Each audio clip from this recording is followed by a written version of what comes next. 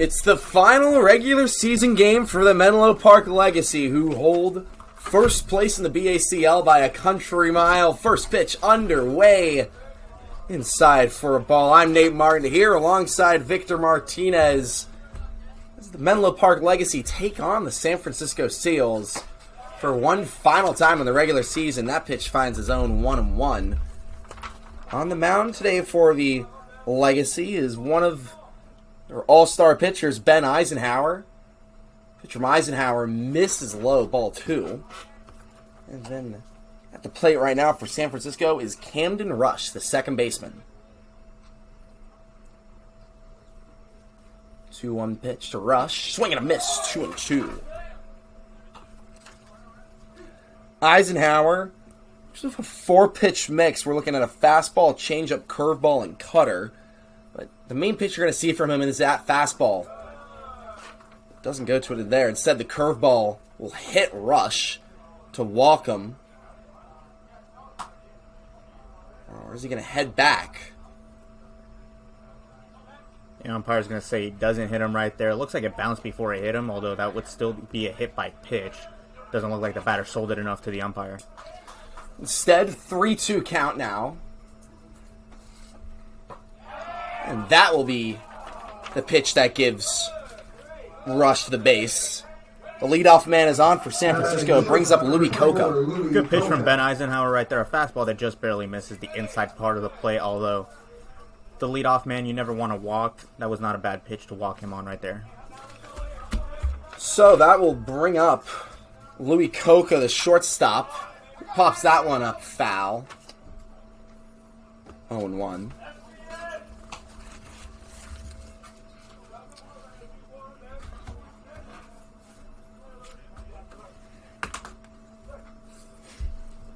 One to Coca. Runner on first is Rush. Pitch high, trying to catch him out. This Will Florio at first base lost the ball from Cowens. So we'll go through the Legacy field right now. Blake Cowens behind the plate and Will Florio at first. Then at second will be John Ringer. Bittner at short. Stuart Cashover in third. And then from left to right in the outfield will be Alex Tolbert, Donnell Daniels, and Roman Trinidad.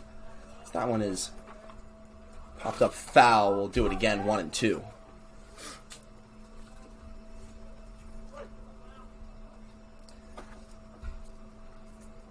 Louis Coca.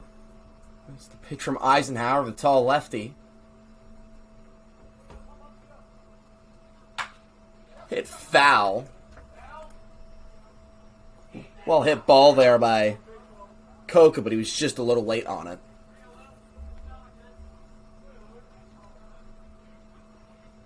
Coca, used to the field, plays his college ball right here at CSM for the Bulldogs. So the 1-2 pitch once again. Strike 3 looking. Eisenhower gets the first out of the day and does it via the backwards K. Number 20, Justin Seckler. Brings up Justin Seckler to the plate. Good pitch from Ben Eisenhower right there. A fastball at the top of the zone that catches the upper part of the strike zone according to our TrackMan. Gets the swing and miss from Coca. Justin Seckler now to the plate as Eisenhower checks back in on Camden Rush. We'll go through the San Francisco lineup now. Camden Rush led off, followed by Louis Coca, who just struck out. Justin Seckler is at the plate. Batting fourth, Blake King, the DH, on deck right now. Jake Kyson can. That one's hit through the legs of Stuart Cash. Nutmegged him over there at third. To put 2 on with 1 out. Yeah, tough play for Stuart Cash right there. Not his natural position right there. Usually a shortstop, although he has played some third this summer. Just a play that he wasn't really expecting right there. Comes up a little bit too early, and it goes under his glove on that one right there. Tough for the Legacy right there. Early ruled an error on Cash. Last night, the Legacy beat the West Coast Kings Gold primarily because of their excellence on defense versus the Kings Gold having a few errors. So that one gets away from Eisenhower 1-0.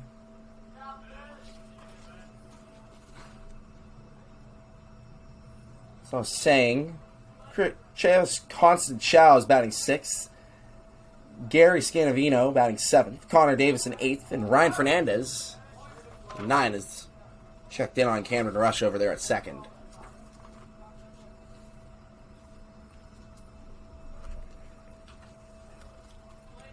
So already we have a arm warming up in the bullpen for the Legacy, interestingly enough.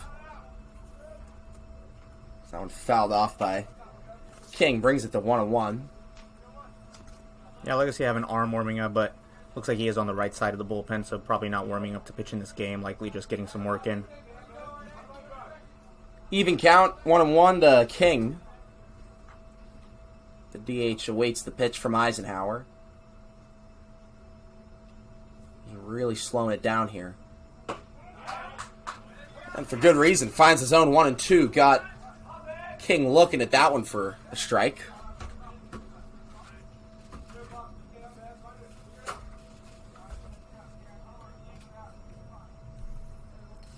Eisenhower is looking to the second out of the inning here. Instead, curveball gets away. Will bring the count to 2-2. Good 1-2 pitch right there from Eisenhower on the curveball, however. Would expect to see him go to something else after a dirt ball on that last pitch. 2-2, 2 on, 1 out here in the top of the first. Pitch from Eisenhower. Strike 3 looking, ring him up. So Eisenhower, despite having 2 on, gets the second out there. 2 strikeouts already for the tall lefty. Yeah, another great location right there from Ben Eisenhower on the fastball. Really looks like he has some great control over that pitch early on. At the knees right there, buckles the hitter. Got him looking again. Eisenhower, very much known as a strikeout pitcher, had 32 strikeouts in 12 appearances for Bluffton, his university. That one is hitting the gap by Eisenkamp. 1 run comes across the plate. Eisenkamp will slide into second. Seals take a 1-0 lead here in the top of the first. Great piece of hitting there by Eisenkamp. Yeah, that was a good pitch right there from Eisenhower, a pitch that was low and away, and Eisenkamp just kind of poked his bat out there and got the run in, exactly what you want to do as a hitter with the runner in scoring position and 2 outs, just trying to make something happen. We'll bring up Chavis Constant Chow with 2 in scoring position, 2 outs. Seals already have an opportunity to kind of open up the game here in the top of the first. First pitch from Eisenhower. Inside for a ball.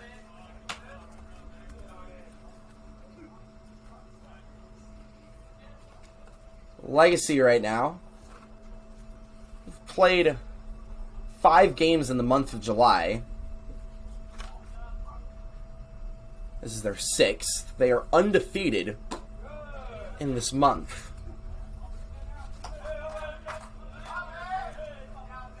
Seals looking to break up this 6-game win streak for Menlo Park.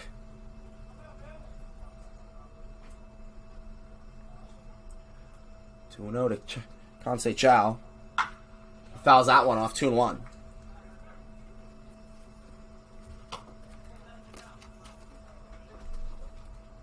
Kansei Chow, the catcher this evening for San Francisco, plays for La Sierra University. As we'll get the 2-1 pitch here from Eisenhower. It foul, 2-2. Eisenhower coming back in the count. And doing so with a lot of fastballs. We haven't really seen him go to his off-speed pitches too often here early. Like you mentioned at the top of the broadcast, he does love his fastball. However, he does have a very good changeup. Super surprising that we haven't seen it yet with all the righties up for the Seals. It'll be the 2-2 pitch, 2 on, 2 outs. Time is called by Kansei Chow. You've seen the curveball a couple times here from Eisenhower. Both curveball he's thrown this inning have ended up in the dirt. Yeah, so he's not really have great command of his breaking ball early. However, still, I think he should go to it, especially in a 2-strike count. And that time will just be inside Another curveball right there that just kind of gets away from him. So, again, doesn't really look like he has great command over that pitch specifically. Changeup has been one of his better pitches this summer. Only thrown it twice this inning. Full count pitch. Does have a base open.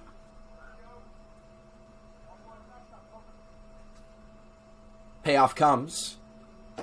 Inside. Ball 4. Loads up the bases for the 7-hole hitter, Gary Scanavino. Now batting the center fielder, number 29, Gary Scanavino.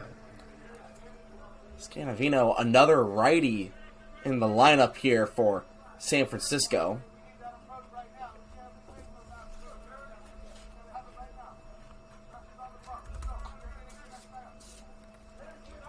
As this will be the 7th batter faced by Eisenhower this inning. That one will be a strike 0-1.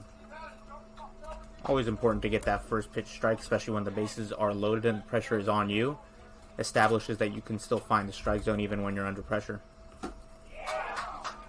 That one 0-2 now.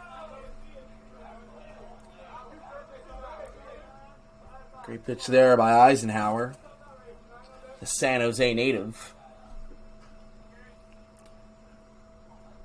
Finds himself ahead in the count, 0-2. Bases loaded, 2 outs here in the top of the first.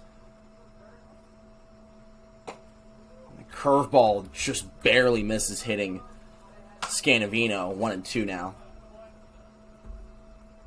That one was really close, huh, Victor? Yeah, and an 0-2 count, that's the last thing you want to do, especially with the bases loaded. That would bring in a run. So, luckily for Ben Eisenhower, that doesn't nick the batter right there. So that one hit high, foul. Cash and Cowan's chase. Cash waves him off and makes the grab for the final out of the inning.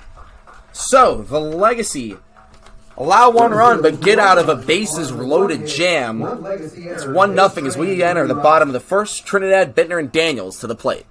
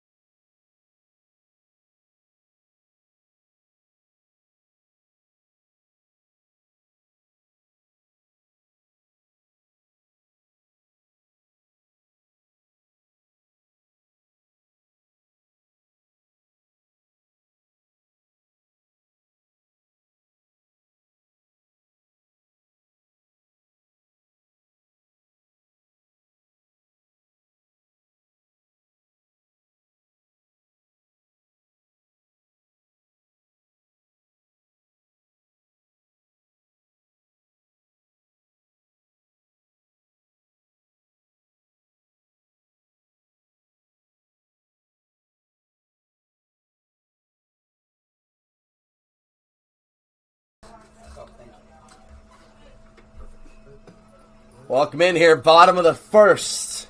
Legacy, in a position they don't usually find themselves in the first inning, behind 1-0 the San Francisco Seals. Yeah, trailing here early, but we have seen the Legacy thrive under pressure or thrive when they're behind. So usually a good situation to be in if you're Menlo Park. Although first pitch ends in an out. Trinidad kind of blooped that one over to third. Sackler makes the grab. Put down Trinidad. Brings up Kyler Bittner now to the plate, batting in the 2-hole this evening. Now batting the shortstop, number 8, Kyler Bittner. Jet Trevino in his second game as acting manager. Having a little bit of fun with this lineup. Moving guys around in the order, moving guys around positionally. Good to see here late in the season with such a big lead in the BACL. Yeah, giving guys opportunities and allowing them to stay fresh as we head into the end of the regular season into the playoffs. On the mound right now for the San Francisco Seals is Easton Green. Himself 1-1 to Bittner, make it 1-2. Slow pitcher, already what I've noticed. Yeah, slower pitcher, but some of these guys can still be effective. I mean, if you're able to throw strikes, which Easton Green has shown the ability to here early, you can still find ways to be effective even if you throw in the mid-70s. 1-2, 67, swing and miss from Bittner. Strikes out there, brings up Donnell Daniels. Now We haven't seen number 26, Donnell in a few Daniels. games for the Legacy. Yeah, Donnell Daniels, the All-Star, has been given the opportunity to sit down for a couple of days, take some rest. So Well-deserved rest as well. Very well-deserved rest, and hopefully he comes back here fresh, ready to get some at-bats and ready to get some hits in. It's been the everyday center fielder for most of the season. That's where he finds himself right now. So he looks at that one for a ball, 1-0. Swing and miss, 1-1 now. Big swing and miss from Daniels. Yeah, looking to do something big right there on the breaking ball, but just slowed it down too much, and Daniels couldn't really time that up properly. And that's usually what happens when you have a guy who's throwing a lot slower. A lot of ugly swing and misses like that one. 1-2 now to Daniels. Yeah, very interesting frame right there by the catcher, but the umpire did recognize the strike right there, despite the lack of effort from behind the plate. 1-2. Daniels with 2 outs. Hit over kind of like a bunt. Will not beat out the throw from the catcher. Legacy go down 1-2-3. Through 1 inning, the Seals We lead come back up here in the 1-0. top of the second. Ben Eisenhower still on the mound.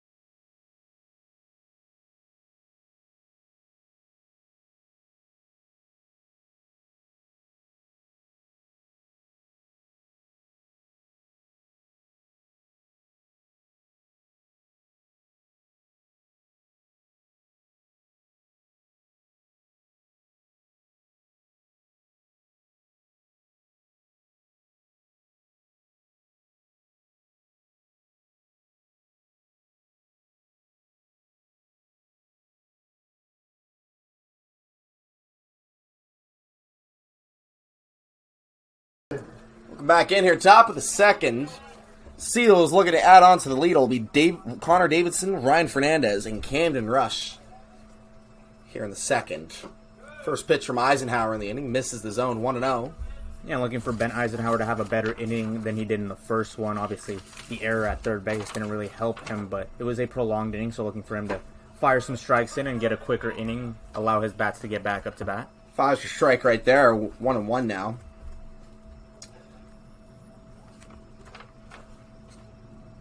Pitch from Eisenhower misses 2-1. Eisenhower plays his college baseball at Bluffton University. Small school over in Ohio. In the small town of Bluffton, Ohio. Time for our favorite game here. Guess the population of Bluffton, Ohio. Because that'll be strike 2 swinging. Well, I do have a funny story for the broadcast. Last time we played this game, it was with Gretna, Nebraska. And Dawson Raddick, who is from Gretna, Nebraska, the all-star Dawson Raddick for the CCL Legends, I will add, as that ball almost drills the umpire. Hard hit ball, yeah. Luckily, he has some acrobatic skills over there, able to dodge it. Last time we played that game, Dawson Raddick was a little bit offended that I say 37 people live in Gretna, Nebraska. It is actually 9,000 people.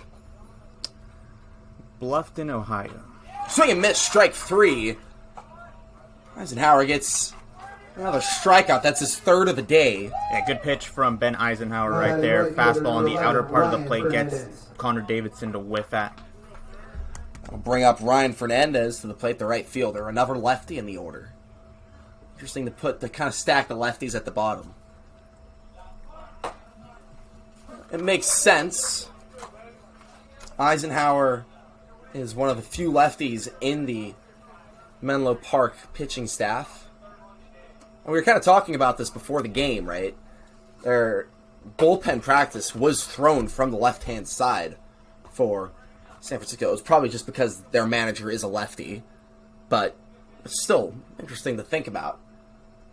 1-1, hit high left field. Tolbert gives chase as well as Cash, but no one finds it. 1-2. Yeah, and it's a strategy that a lot of teams will use over the course of the season. I haven't seen it yet in the summer ranks, but definitely see it a lot in Division I baseball, where you'll have a left-handed BP thrower specifically for when a lefty starter is on the mound. Do not know if the Seals have a righty BP thrower for when there is a righty on the mound, although we did see 2 coaches, so it's potential. 1-2 now to Fernandez.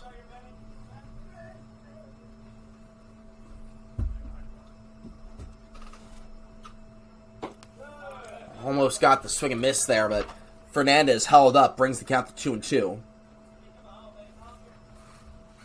As the people are wondering, Victor, what do you think the population of Bluffton, Ohio is? Well, I'm going to go with 10,000. Smaller. 3,915. Well, last time I got burned for going lower, so. Well, you said 37 for a town of 9,000 people. That seemed a little low. I think the reason why you said 37 was our attendance for that game. Which is why it was in your head. Full count pitch from Eisenhower.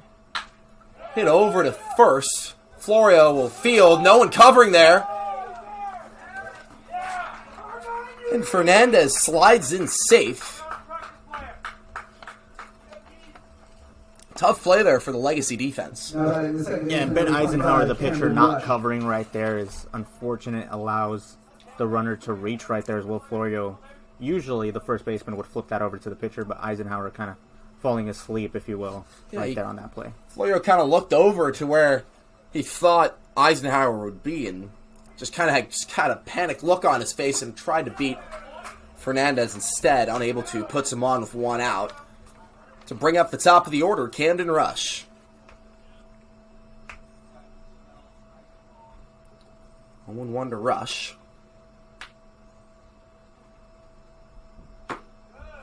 Will miss the zone, 1-1. Rush, a second baseman over Dartmouth College in the Ivy League. 1-1. Hit foul, 1-2.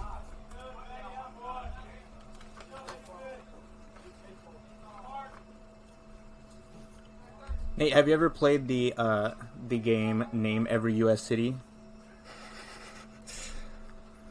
I don't believe I have, Victor. Well, it's a fun quiz online. As that one hit into the gap. Rush hits that one over to right center. Runner will go home. He will be safe at home. Bang bang play at the plate. But Fernandez beats the throw. Extends the Seals' lead to 2. Yeah, great piece of hitting right there from Camden Rush. A pitch on the outer part of the plate that he just laces into right field. Gets the RBI double right there. I thought it was quite a ballsy decision by the third base coach to send the runner, but Fernandez beat the throw, scored the run, and doubled San Francisco's lead to 2. 2-0 here in the top of the second. Brings up Louis Coca. Eisenhower just checking in on the runner Rush. Going back to the Name Every U.S. City, usually my not strong suit in that game is the middle part of the country. So luckily adding Bluffton, Ohio and Gretna, Nebraska to my repertoire will make my score go up there. It's fantastic to hear. I do love a good little online quiz, but I have not done every city in the U.S. 1-0 to Coca. That time really checked in on Rush. Eisenhower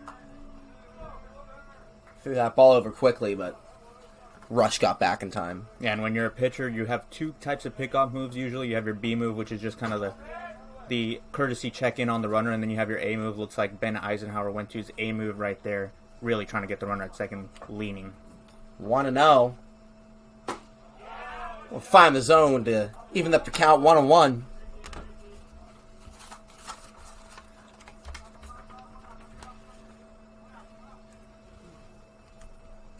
Eisenhower, usually a starter for Bluffton. Struggle a bit in his starts. 2-5. But his last start of the year, struck out 7 batters, only allowed 1 walk in a win against Franklin. Good results for Eisenhower that he's carried over into the summer. All-Star season, as that one is hit hard over to Cash. He'll make the play at third. It's the reason why they call it the hot corner.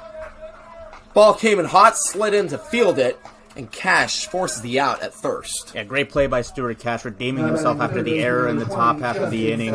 A great sliding play and a great throw over to first. Usually when you come up with that play, you're a little bit erratic, so potential to make a errant throw. Luckily for Cash right there, able to make a throw on the money to get the runner at first. Stuart Cash been one of the better defensive players this summer for the Legacy. I talked to Tyler Wong yesterday after the win, and he made sure to shout out Stuart Cash as that one is hit high into left field. We'll head to the warning track. 1 run comes across the plate.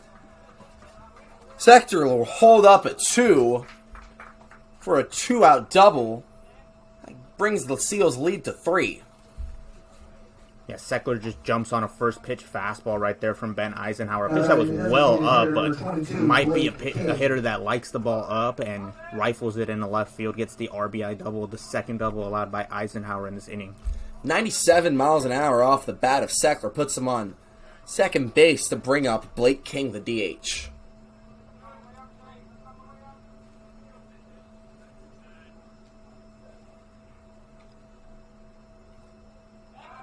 Eisenhower will catch Seckler out for the 3rd out of the inning, although not without some damage. 2 runs come across the plate. San Francisco has a 3-0 lead as we enter the bottom of the second.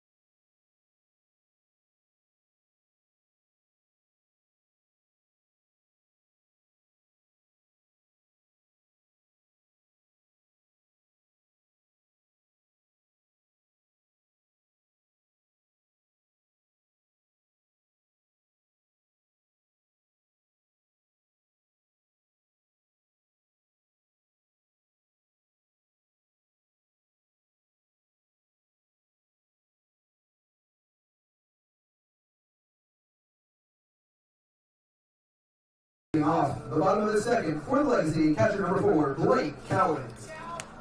Bottom of the second, the Menlo Park Legacy trail the San Francisco Seals 3-0 here. Work to do offensively. It'll be Blake Cowens, Will Florio, and Alex Tolbert to the plate. Slow pitch, 64 miles an hour from Easton Green. Misses the zone 1-0. And when you're down 3-0 looking for some offense, these are the three guys you would want up if you're the Menlo Park Legacy.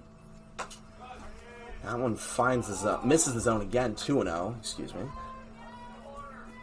But I also have to say, these guys are some power hitters. Florio and Tolbert able to hit the ball very far. That one hit over to short. Cowens will be out at first. Sat down for the first time all day. We'll bring up Will Florio.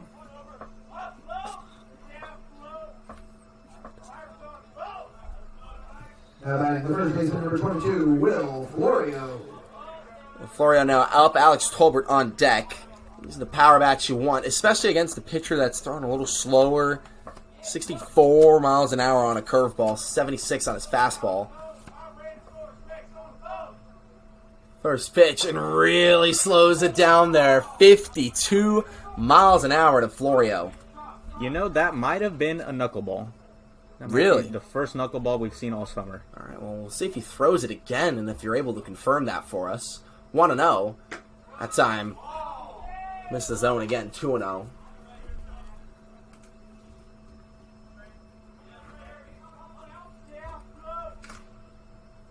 Florio. Stonehill College player. Hits that one up the middle. The shortstop will make the play to get him out. It's like the first baseman, Chysenkram, kind of came off the bat there, but the umpire said he didn't. Now batting the left fielder, number 38, Alex Tolbert. Brings up Alex Tolbert.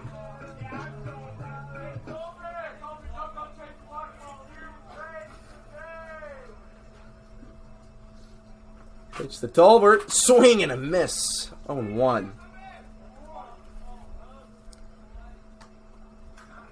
Tolbert. This past season, over half of his hits went for extra bases at Jamestown University.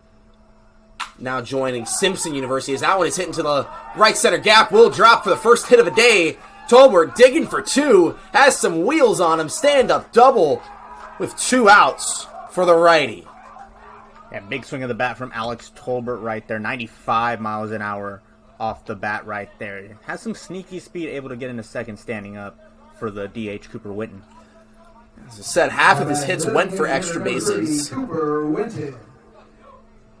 That time, able to turn that one into a double. Brings up Cooper Winton with 2 outs, 1 on in scoring position. Winton looks at that one. Another slow velo pitch that he fouls off 0-1. Late on it.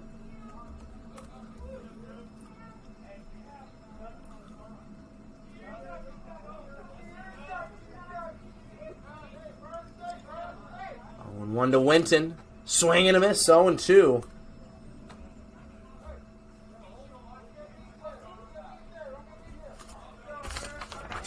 Winton, the CSU Stanislaus player. Before that, went to Merced Junior College. We'll look at that one for a ball, 1-2. As you mentioned, this is the Legacy's last regular season game in conference play, at least. As Winton hits that one high into the infield to make a third out. We'll talk more about the BACL playoffs in the top of the third. Seals up 3-0.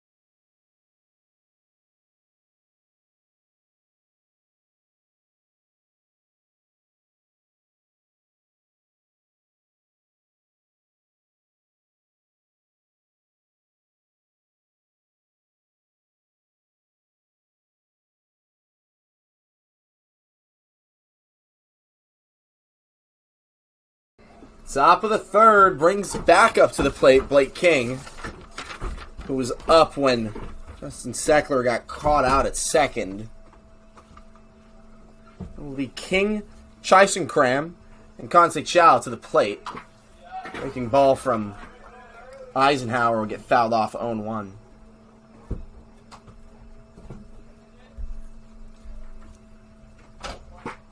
Eisenhower, tough day for him. He's been pretty solid this season. He's given up 3 runs, 2 of them earned through 2 innings. That one will be low for a ball, evens things up 1-1. Yeah, and it doesn't really look like he has great command over his off-speed pitches. Changeups have all pretty much been in balls. Same thing with the curveball, though he did get one over to start this at-bat. Will be hit high by King into center. Daniels makes the grab for a quick out 1 in the third. To see for Eisenhower to get a quick out 1. Brings up Jake Chisenkram. Plays his college ball at Hawaii Hilo. And I mean, if there's any place you could play college athletics, it'd probably be Hawaii, right? Yeah, to actually play them, and then you factor in the fact that you have to be traveling all the time, and then it makes it a little bit less fun. But yes, to actually play Hawaii, top, hands down, one of the best places to play college baseball. Graham will have to just adjust to San Mateo, I guess, as that one will be the second out of the inning. Brings up Chavez Conceicao. Plays for La Sierra.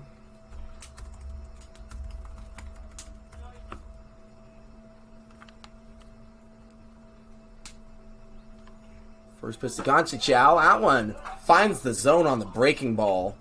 Eisenhower still trusting it here in the third. I mean, why not? Great pitch there that finds the zone. 0-1 gets the swing and miss on the curveball again. 0-2. Great to see from Ben Eisenhower's gotten 3 strikes on that curveball this inning. Had none before this inning. 0-2 to Conceicao. That time goes to speed it up. Looks at it for a ball, 1-2. Yeah, it goes for a changeup right there. Just kind of looks like he doesn't really have that consistent release on that pitch so far. A lot of his changeups have been in the dirt. Although he didn't really have consistent release of his curveball, and he's kind of found it here. So looking for him to make an adjustment on that pitch. 1-2 goes to the curve to strike him out. Conceicao sat down via the curveball. As we'll enter the bottom of the third, it'll be Cash Ringer in Trinidad to the plate.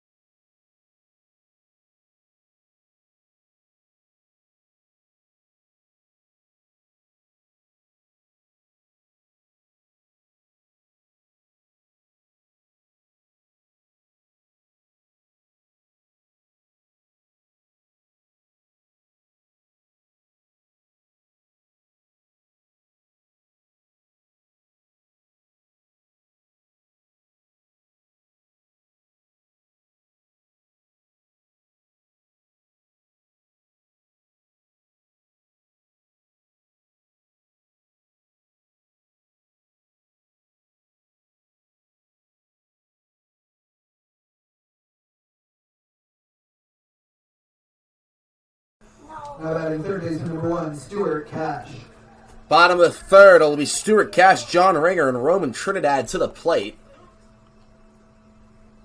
It will be the back end of the order for Menlo Park doing the work offensively. First pitch to Cash. And look at that one for swing and miss, 0-1. Kind of watching Easton Green in between and talking about him is Cash looking to lay down a bunt there. That's a nice bunt that will just... yeah. We ruled a foul ball. Cash has to head back to the plate. That was a great bump by Stuart Cash, though. A little bit too much topspin on it. Just barely hooks foul. Of course, turf fields are played a little bit different when the bunt is in play. We've seen a lot of great bunts laid down this summer by the Legacy.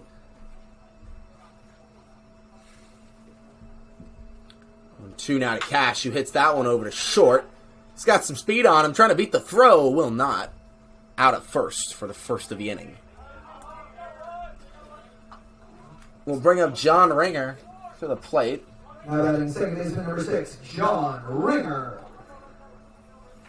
John Ringer playing second base today.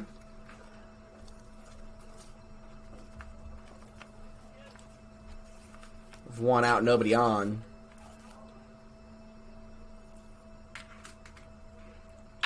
He hits that one hardly over to short. He will not beat the throw. The second out of the inning. Louis Coca getting a lot of work over there in the middle infield. Yeah, getting some outs hit right to him. Easton Green, some really slow pitches to get the first 2 outs. 63 on that ground ball from Cash, and then John Ringer gets 59 miles an hour right to the shortstop for an out.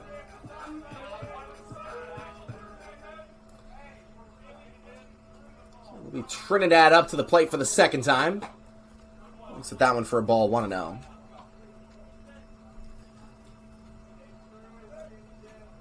We looked it up. Green was a position player in high school, only pitched 3 times. That was a great play by the first baseman. Jake Tyson-Krang gets the third out, diving, making an acrobatic play. No runs, no hits, and nobody left. We'll be set down, 1, 2, 3. Top of the fourth coming up.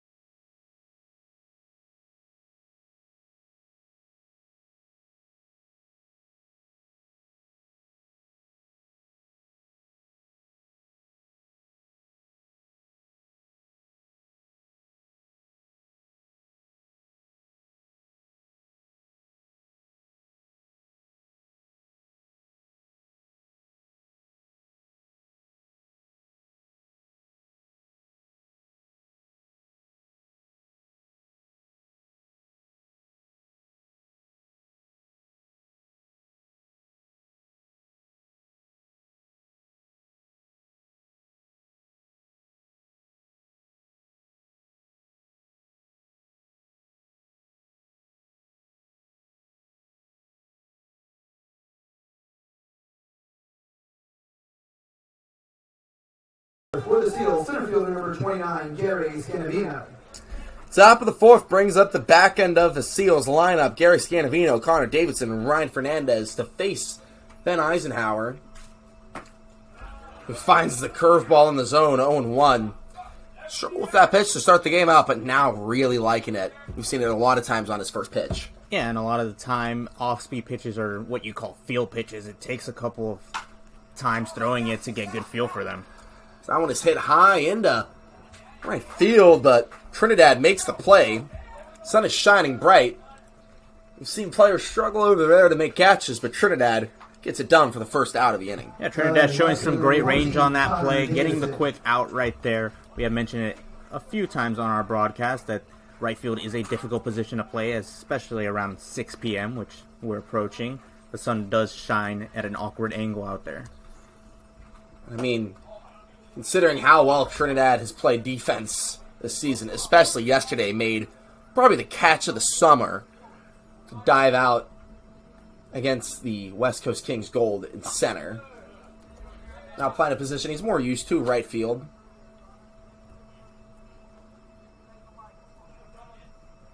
It'll be 2-0 to Davison.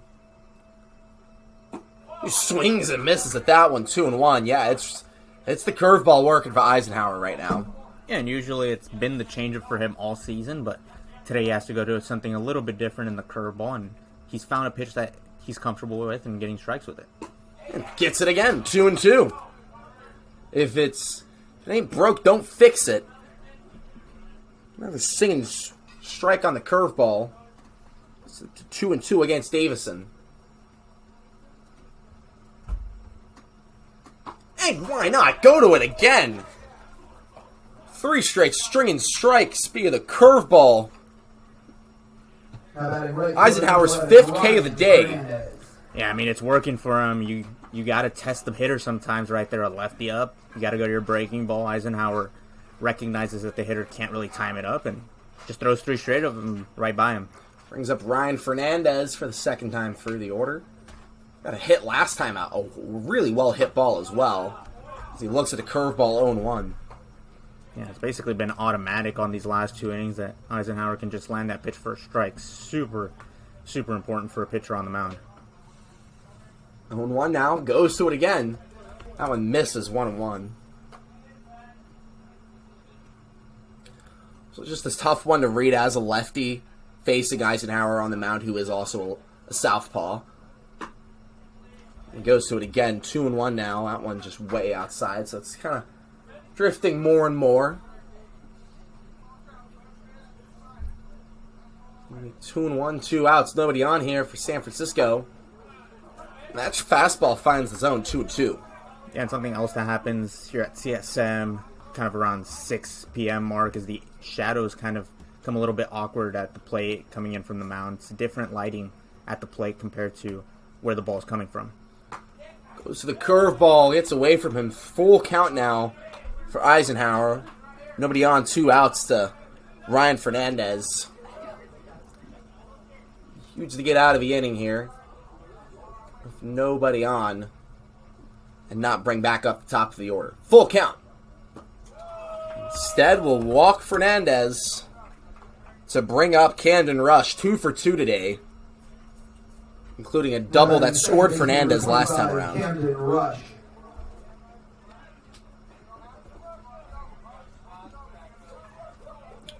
Rush, the second baseman at Dartmouth.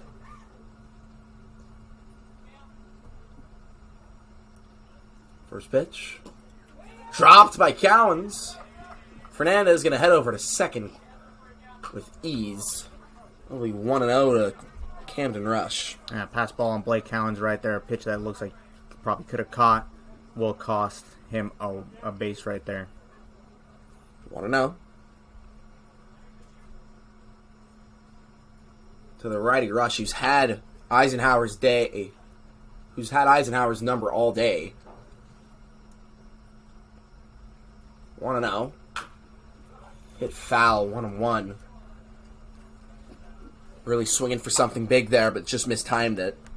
Yeah, and against a pitcher that you've kind of had timed up all day, why not right there, especially since you already have an RBI. It's the Rush. Hit up the middle over the head of a second baseman. He's going to drop it to center field. Fernandez heads home. He will be safe. RBI single for Rush, his 2nd RBI of the day. Extends San Francisco's lead 4-0 here in the top of the 4th. As time is called, Ben Eisenhower. We'll check in from Tyler Quintanilla. We'll be back very shortly.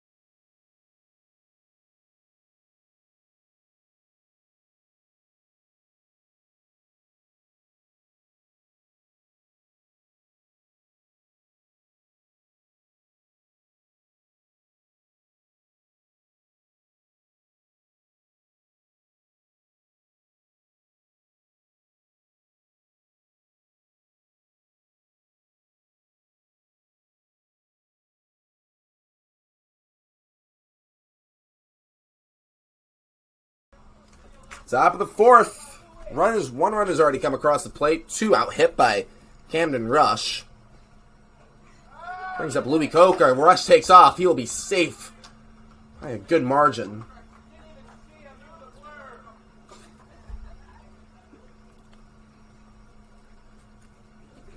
Really rushed over to second.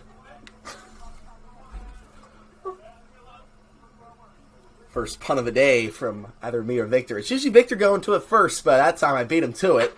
That one is hit high, crushed in the left field. That one will go off the wall. Tolbert throws it over to third.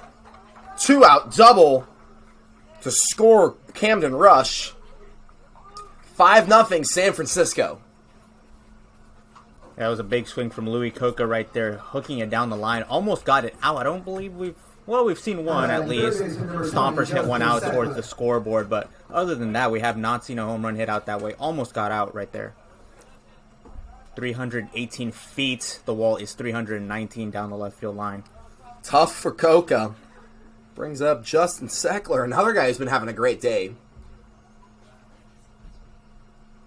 Looks at that one. High for a ball. 1-0.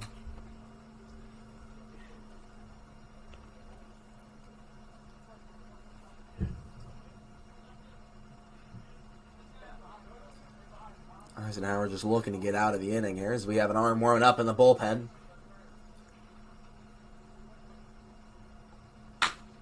Pitch sharply over to third, past Stuart Cash. Rush heading home. He will be safe. We'll also allow Seckler to advance. Excuse me, that was Coca at home to score the run. 6-0 here in the top of the fourth. Yeah, tough play for Stuart Cash right there. Goes right under his glove. Will be not credited with an error right there, but definitely a play that he will probably say he should have made. Alex Tolbert throwing the ball in. Of course, that's a first baseman playing left field. Didn't necessarily have the strongest of throws. Allows the runner to move up to second base. 7 runs for 3 2/3. It's been a while since we've seen a legacy pitching staff struggle so much.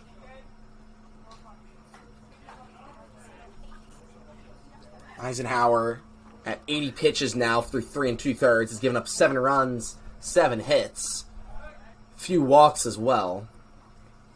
Sometimes you just step on the mound and it's not your day. Yeah, and really, really tough to see, especially considering the fact that Ben Eisenhower's had a really good season. Usually when it's his day to pitch, the Legacy are pretty comfortable throwing him out there today. Just doesn't look like he necessarily has all of his stuff. His best pitch, his changeup really isn't working. Curveball's been better as of late. Wasn't really working at the beginning, but has been flicking it in there. But when you essentially become a 2-pitch pitcher, it's a lot easier for hitters in the box to be comfortable. Especially with Eisenhower really relying on that fastball a lot of times. Once you're on top of the fastball, you have Eisenhower's number. As we looked at for a ball, 3-0. All of these runs as well have come with 2 outs this inning. 3 have come across the plate so far. And with a runner in scoring position, 3-0. No sign of slowing down for San Francisco. And they'll go back over to second. Almost caught him out. Seckler's been caught out once over there already. Eisenhower trying to do it again.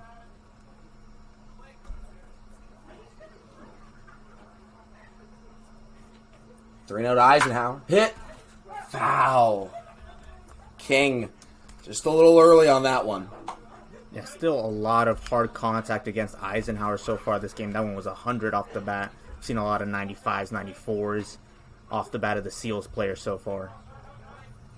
3 balls, no strikes. Runner on second with 2 outs here in the top of the fourth. And that'll be ball 4. 4-pitch walk from Eisenhower to put a runner on first. Jet Trevino kind of in the front of the dugout. He'll stay over there. Arm has been warming up for a while. Eisenhower definitely on a short leash here in the fourth. Yeah, Jet Trevino kind of dancing around in the dugout. Doesn't look like the arm in the bullpen is necessarily ready yet. Pitch from Eisenhower. Hit high. Going foul. Florio tracks him, makes the grab for the final out of the inning. It was a costly inning at that. 3 runs come across the plate. It'll be Seals' lead here. On 3 hits, they strand 2 base runners. He'll be back in the bottom of the 4th.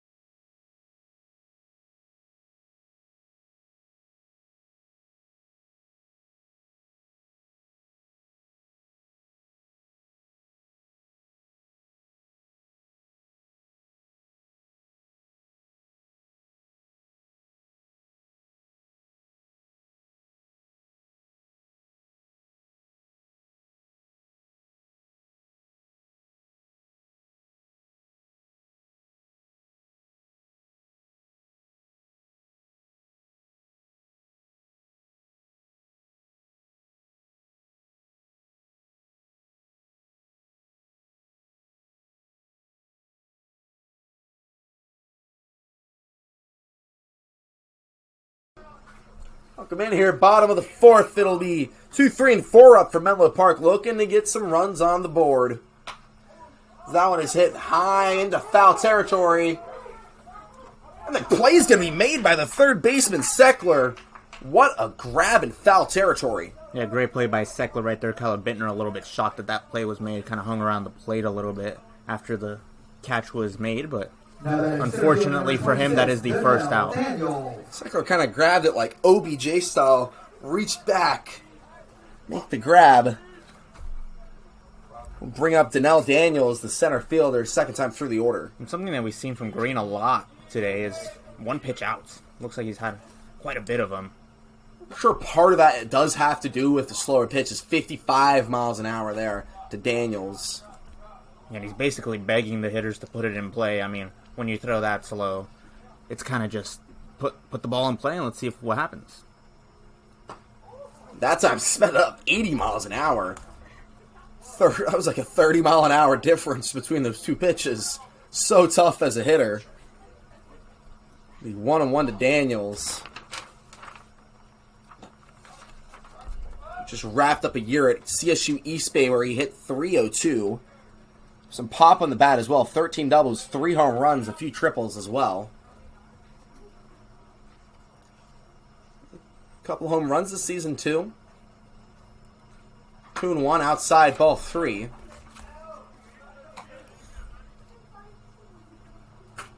Before that, played some junior college ball at Butte Community College up in Northern California. Originally from Wailuku, Hawaii. He looks at that one for a ball. Finds base. 1 on, 1 out to bring up Blake Cowens, the catcher. Now batting the catcher number 4, Blake Cowens.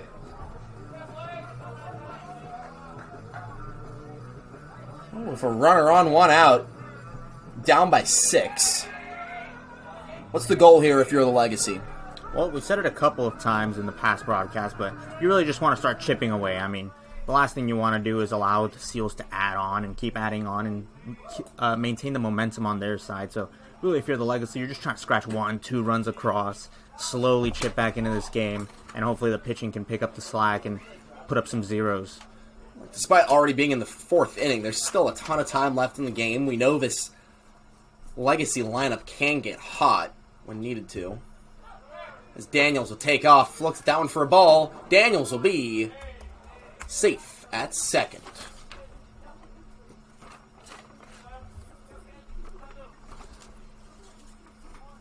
So it'll be 2-0 with a runner in scoring position for Cowens. Second time through the order facing Easton Green. Green, a position player in high school, only pitched a couple times through 2 years. As he misses that one again, 3-0. This is when you finally start getting to him. Yeah, if you're Cowens right here, your goal should be to get on base and pass the baton to the next guy. Looks at that one for a strike, 3-1. Cowens was never really going to swing in there on the 3-0. Now 3-1. Another hitter's count here.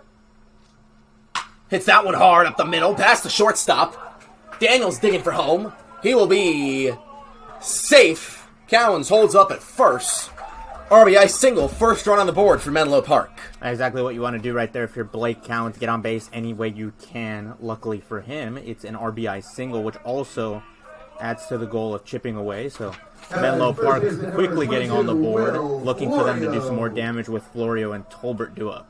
Run at a time. 98 miles an hour off the bat of Cowens, by the way. Hard hit ball for the catcher. Brings up Florio,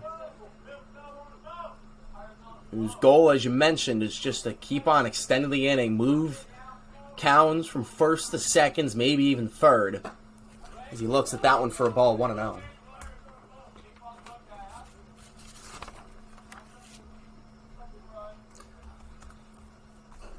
Florio, one of the few St. Francis guys in the Menlo Park team. Takes that one 1-0, high, ball 2.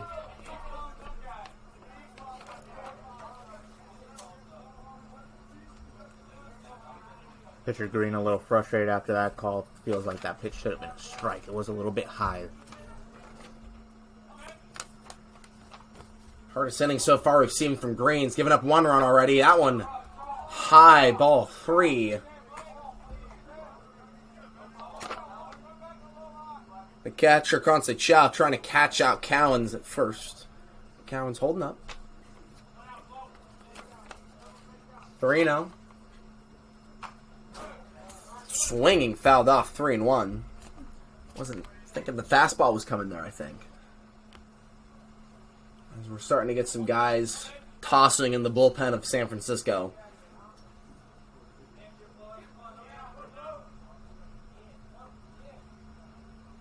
3-1 to Flo. Fouled off, 3-2. Full count now. Couldn't time it up there again. As I mentioned, so tough. 80 miles an hour there when you're used to seeing 65, 70 from this guy. 82 that time. Hit. Deep foul drops in the bullpen of Menlo Park. And Green started off this at-bat with a lot of slow pitches, now speeding it up here on those last 3. It looks like the fastball has been the pitch that he has been constantly able to throw for strikes. All of his other pitches have kind of varied between being put in play and being balls. So definitely the pitch he's looking to throw in a 3-ball count. Florio was the first batter of the day to see the knuckleball from Green. 3-2. Well, look at that one. Strike 3. There's a little side eye to the ump. Can't believe it. Brings up Alex Tolbert here. 1 on, 2 outs. So tough for Menlo Park. Yeah, tough when you have a little bit of a rally going. A pitch that did look like it was outside, and Will Florio took it rightfully so, but unfortunately the umpire does ring him up right there.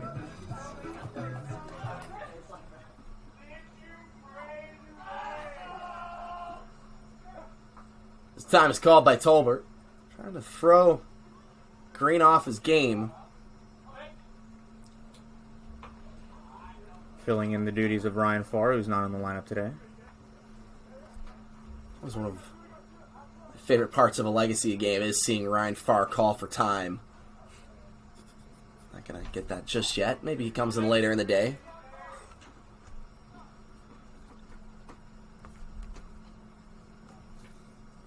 Pitch to Tolbert. Runner takes off. Cowens. Safe. That's second. That one was close, though. Pitch was also a strike to Tolbert. 0-1. Little catcher-on-catcher crime right there. Blake Cowens getting the stolen base.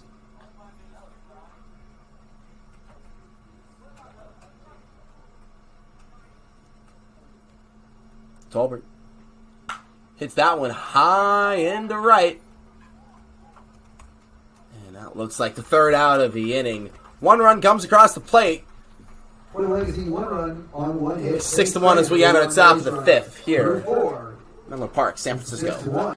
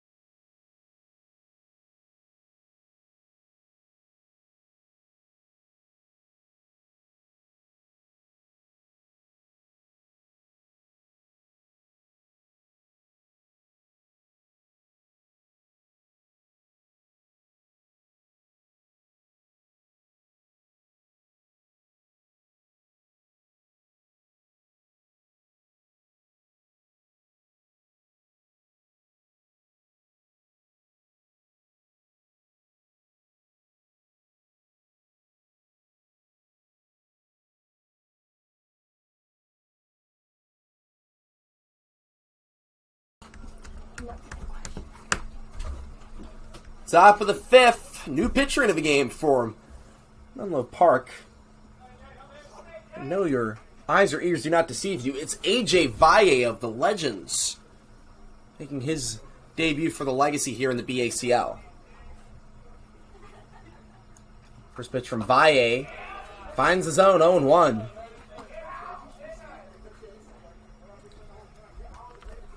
Valle, a 4-pitch mix.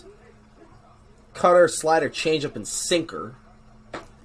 And he told us that he is going to be throwing gas today. And came into the press box, said he's going to absolutely let it eat today, so we'll see what that entails. 0-2 already. Swing and miss, strike 3. Way to introduce yourself to the Legacy. Yeah, and Valle has done that a couple of times for the Legends, just kind of dropping down his arm slot to get a slider over. Hasn't done it consistently, although today when he's playing in a different league, he might try out some different things. So going to that drop-down slider gets the swing and a miss right there. Yeah, only made 4 appearances for Columbia in his season there, as that one drops in the zone 0-1. Again, another strikeout guy, something that's really obviously valued by both the Legends and Legacy. 4 strikeouts in 2 innings and 2 1/3 innings of work. 0-1 comes, hit up the middle towards the second baseman, Ringer. Not only an easy out 2 here in the top of the 5th. 2 quick outs from Valle right there. 5 sliders in a row. Just loving on that pitch. Always really does. Although we do see him employ that cutter a lot as well, which he hasn't used quite yet. Cutter usually the pitch that he goes to most of the time.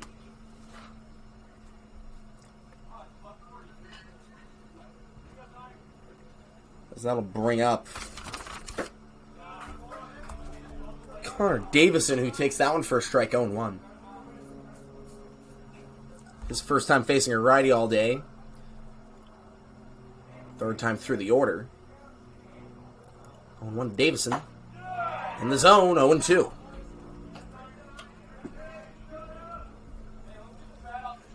.86 miles an hour there by Valle. Is on the topper end of what he usually sits at.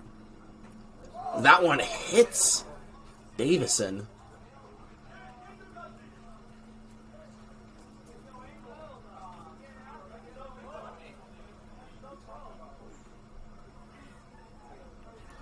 This is saying, trying to check if he went around there. He didn't.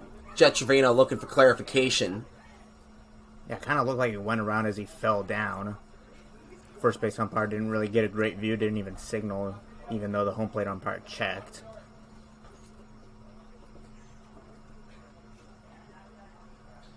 I think the home plate ump is going to just talk things over with first base ump. Call it safe. Did not go around. Valle hits a batter here. Brings up Ryan Fernandez, the 9-hole hitter who's had a lot of success today for San Francisco. Now looking to do it against the new pitcher as he hits that one into the shallow center field, into no man's land for a 2-out single to bring back up the top of the order. Yeah, slower pitch from Valle right there. His slider had been sitting 75, 77, 73 on that pitch right there. And Fernandez is able to just loop it into center field for a single. Valle maybe a little rattled after hitting the previous batter. Takes some gas off his pitches. Brings back up Camden Rush. Couple RBIs, 3 hits today. Not a bad day for the leadoff man. He's had a good day so far. Might be a little bit more difficult to square up a guy like Valle, who has a lot of moving pieces. Almost gone with a low. Almost fooled the lead man at second, Connor Davison. Instead, just makes it back in time.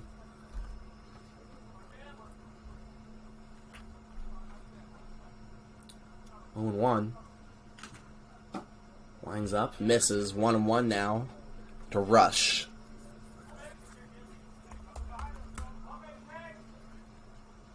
Valle, the Huntington Beach native, went to Mater Dei to play his high school ball. Gets the swing and miss there, 1-2. Beautiful slider by Valle. It's been his go-to pitch so far today, and outside of the hit by pitch and the first pitch single, it's been very successful. A lot of swings and misses on that pitch so far. 1-2 to Valle. High. Ball 2 to Rush, excuse me. Valle is the pitcher.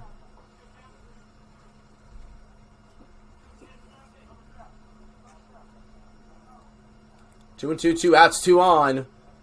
Ball 3. Had a pitch to give. Used it that time to load up the count 3-2. Yeah, real interested to see what he's going to go to right here. He's been loving on that slider. Hasn't really thrown a lot of cutters so far, but in a payoff situation, it might be the pitch he goes to is the cutter. 3-2. Strike 3 looking. Ring him up. Big strike out there for Valle, whose first inning the Legacy comes with some scratches, but no damage done. 6-1 as we enter the bottom of the 5th.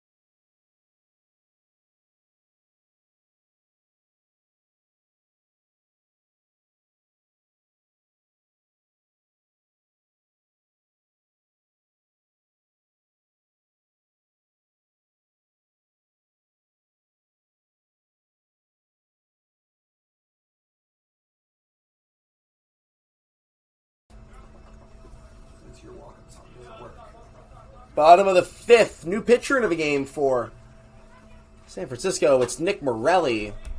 First pitch outside for a ball. Easton Green definitely showed some damage in the 4th inning. Makes sense why they switched to the new man. High though, ball 2. Winton getting ahead in the count here. Did look like Green was a little bit more vulnerable in that 4th inning, so not a surprise that the Seals decided to make a pitching change right here. Although Morelli quickly falling behind 3-0 in this count to Winton. 3 balls, no strikes. Winton takes that one in the zone, 3-1.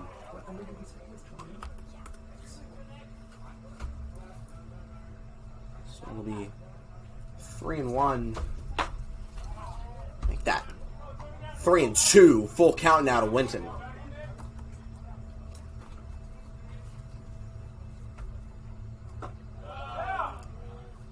That'll be ball 4.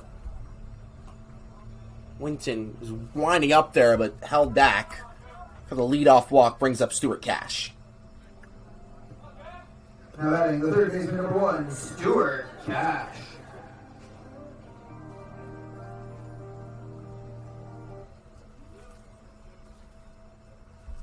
First pitch to Cash, hit to third.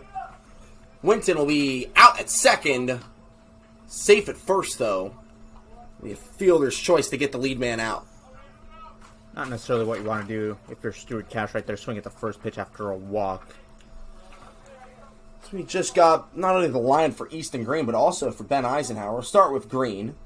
Pitched 4 innings. Second baseman, number 6, John Gave up Ritter. 47 pitches. Gave up 2 hits, 1 run, 1 walk, 2 strikeouts. That's for Eisenhower. Also pitched 4 innings. The difference is 85 pitches. Gave up 7 hits, 6 runs, 4 walks, and 5 strikeouts. As that one hit over to the pitcher. Didn't think about turning 2 there. I'm sure he could have got done instead. The lead runner is at second.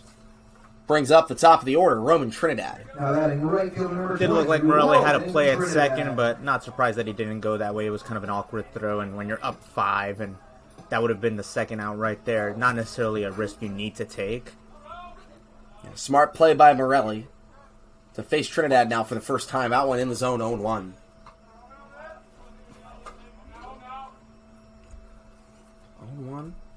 Trinidad, the Cal commit. Gets hit by the pitch there. Puts 2 on now to bring up Kyler Bittner. Now batting shortstop number 8, Kyler Bittner.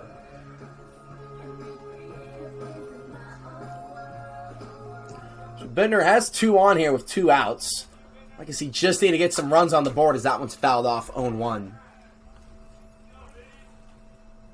Bittner definitely a guy that can do that for you. All-star infielder for Menlo Park. Had a great year at Kenyatta as well, where he hit just below 300. Looks at that one, they're 0-2 now.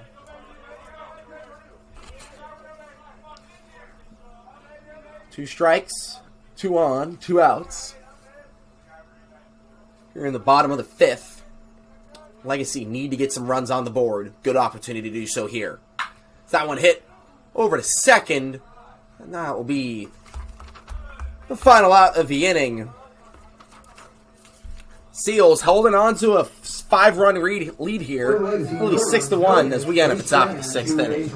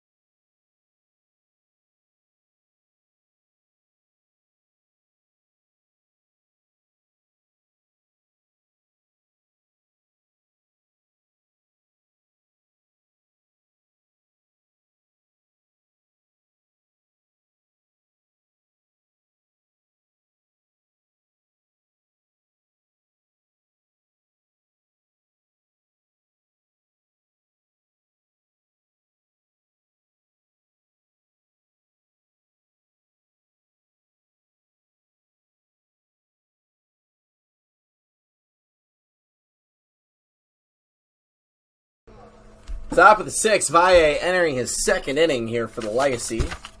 We'll be facing Coca, Seckler, and King for San Francisco. First pitch to Coca in the zone 0-1.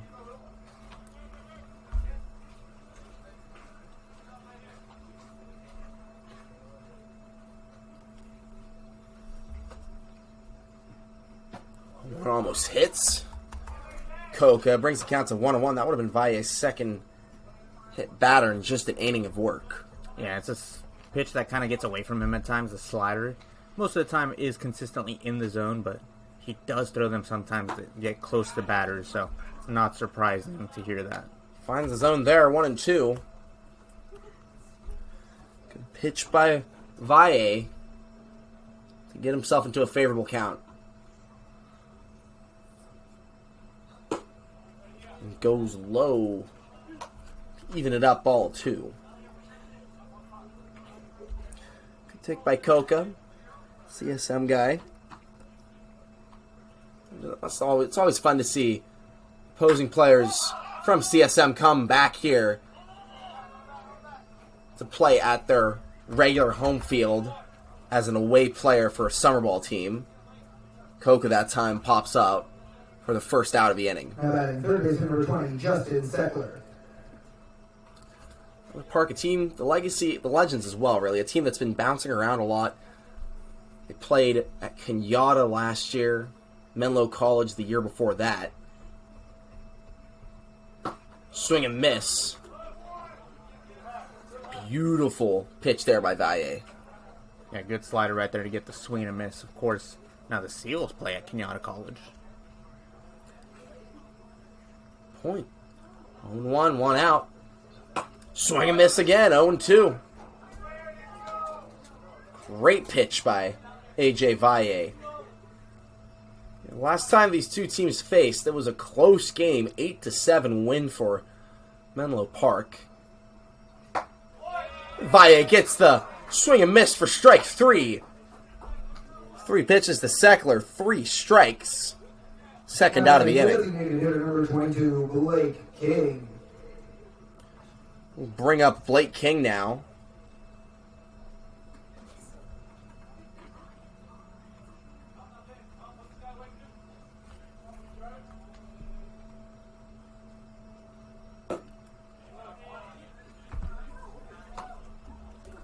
First pitch misses for ball 1.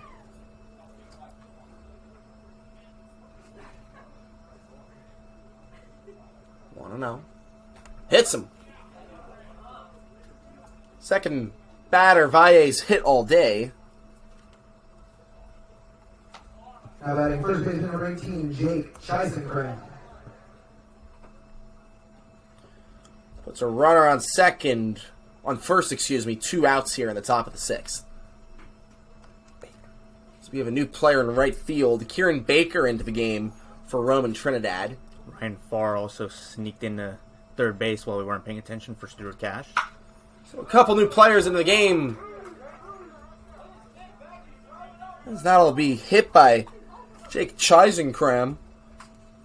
Another 2-out rally here for San Francisco. These are becoming a bit of a problem for Menlo Park. Yeah, Ben Eisenhower had the same problem. A.J. Valle now having the exact same problem. Just 2-out hitting has been the name of the game for the Seals so far, and the Legacy haven't really found a answer how to stop it. So looking for A.J. Valle to limit damage here. Is there any way you could think of that could limit these 2-out hits? I think a lot of it is just really mentality. I mean, having 2 outs is a mentality. I mean, you're so close to getting back in the dugout, so close to letting your bats hit, but at the same time, you still have to get 1 more out, so you can't really put yourself in that mindset. So really, you should have the same mentality for all 3 outs, and I think that's something that the Legacy just haven't really had today.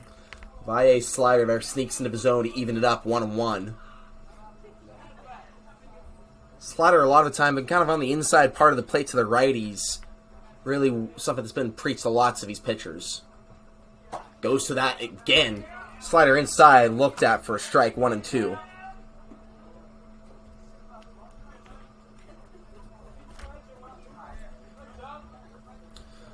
One and two, 2 outs, 2 on here for San Francisco. Swing and a miss, strike 3. Valle gets out of another hole. Yeah, the strikeout having a great debut for the Legacy. When we return, it'll be Daniels, Cowens, and Florio to the plate for San Francisco for Menlo Park.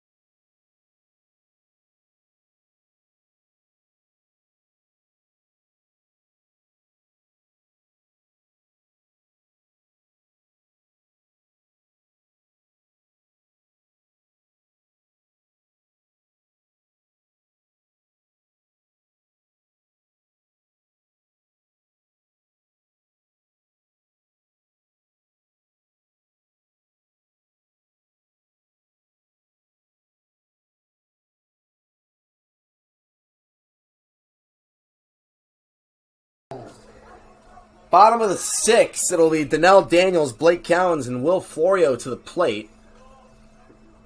Starting things off with Daniels.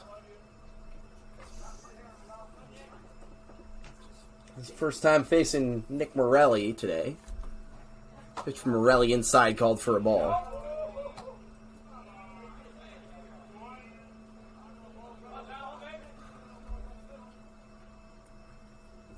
Time kind of the enemy here for Menlo Park. They scored a run in the 4th inning. Scoreless 5th. Valle shutting thing down on the mound. Now the pressure's on the offense to do something here. Yeah, it just doesn't look like they necessarily have either of the pitchers that have pitched so far for the Seals timed up, as Daniels scorches that one in the center field. But play will be made by Scanavino to get the first out of the inning. A tough out for Menlo Park. That sounded really nice off of the bat of Daniels. Yeah, unlucky for Daniels right there. 97 miles an hour off the bat, but it is a good sign to see a squared up baseball, something that we really haven't seen from Menlo Park's offense, so potentially a turning of the tides here. We'll bring up Blake Cowens here. First pitch, Cowens. Hit the dirt way before coming to the catcher. 1-0. 2-0 to Cowens as that one is going towards his head, ducked down. Rally all over the place here. That'll be another ball. 3-0 to Cowens.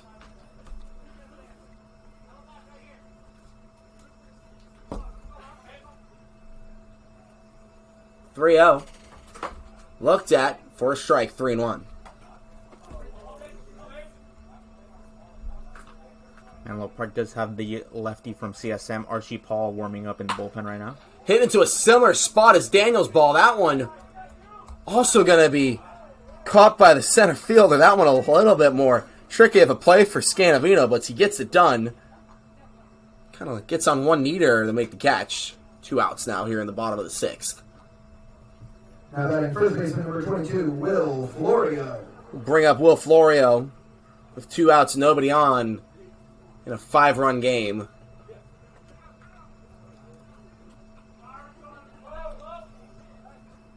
Pressure on Florio.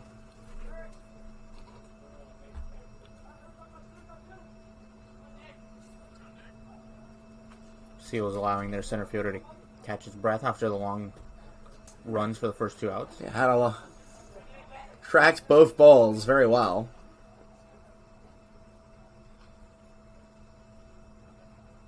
So Florio, first pitch.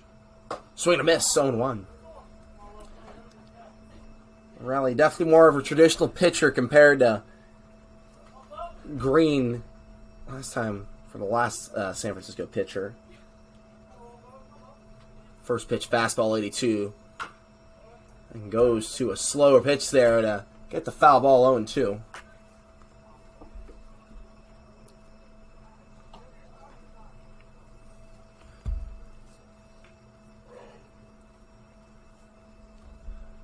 No balls, 2 strikes to Florio. Pressure for the Stonehill College player. High for a ball, 1-2 now.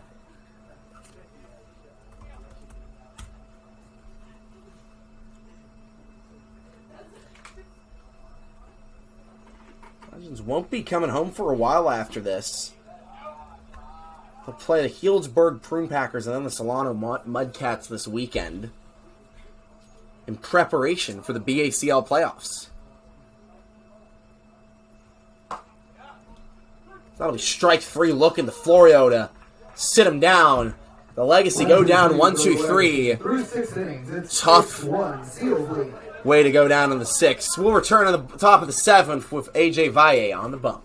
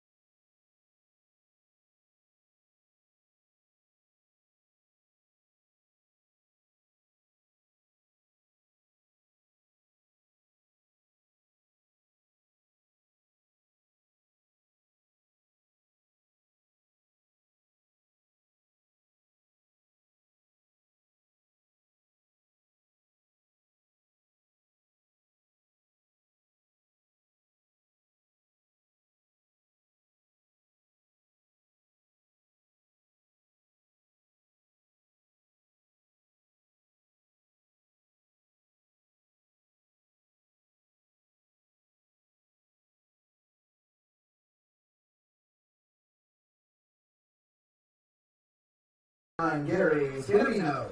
New pitcher into the game for Sanford for the Menlo Park Legacy. It's Archie Paul, the left-hander from CSM. We facing the back end of the order. Scandavino hits that one high into left field. Will fall for a hit. We have a new left fielder into the game.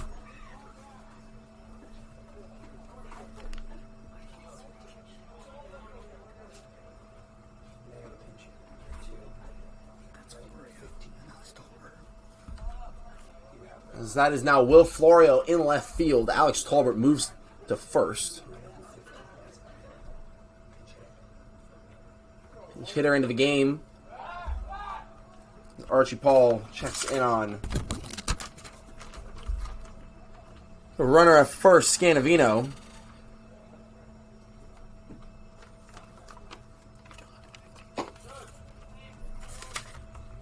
Pitch finds his own 1-0.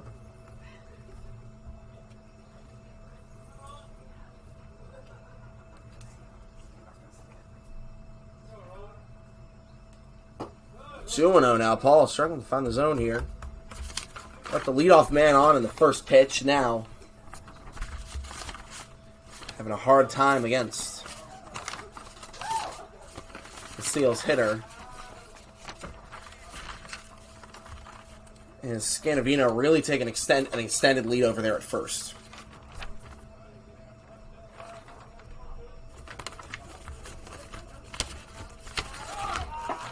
The runner takes off. Scandavino slides into second safe. He was definitely having an extended lead over there. And Paul, rightfully so, did go off and check on him, but he does have a pretty big leg kick even out of the stretch, so easy stolen base for Scandavino.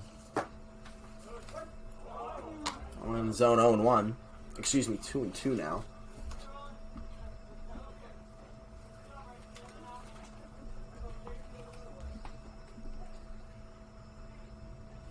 2-2 pitch from Paul. Low ball 3 loads up the count, 3-2.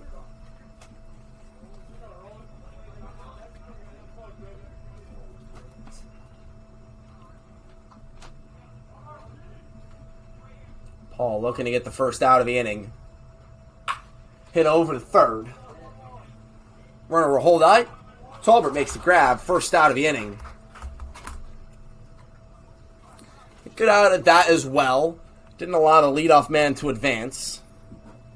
Now batting right fielder number 11, Ryan Fernandez. Brings up Ryan Fernandez for a runner in scoring position. Exactly what you want to do if you're Archie Paul right there on that last pitch. Just get the ball in the zone, let him hit it, get it out. Last thing you want to do is walk that batter, and then all of a sudden you have 2 runners on base.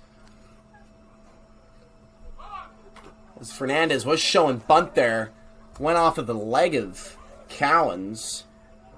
Went foul 0-1. Don't hate the decision to show a bunt there from the lefty. Seals just looking for insurance at this point. You have a sizable lead. A rally would end the game, but it doesn't hurt just packing on some runs and sacrificing potentially an out in order to allow the leadoff man Scandavino to score. All you're looking to do if you're San Francisco is expand your lead, so not necessarily a bad idea right there by the 9-hole hitter Fernandez. 0-1 to the lefty. Inside for a ball, 1-1.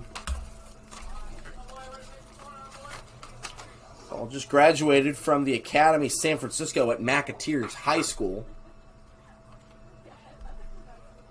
One pitch hit over to third, and the play will be made.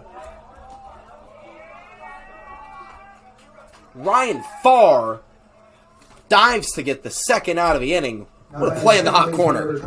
Yeah, the first play he's really had over there since coming into the game. A very sharply hit ball over to him, and he alertly catches that on the fly, gets the quick out.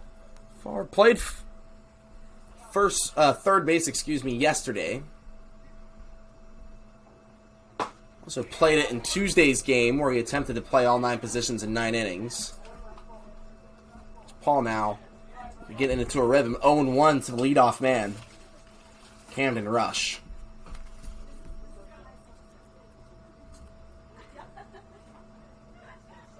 Oh, 1. Hit over the head. And will go fair. Camden Rush continues his great day. He'll hold up at second for a 2-out double to score another run. Man, these 2-out hits are killing Menlo Park. Yeah, tough one right there for Archie Paul, who got 2 quick outs after the walk and the stolen base.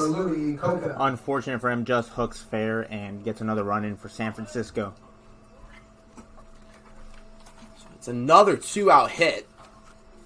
And another 2-out run at that.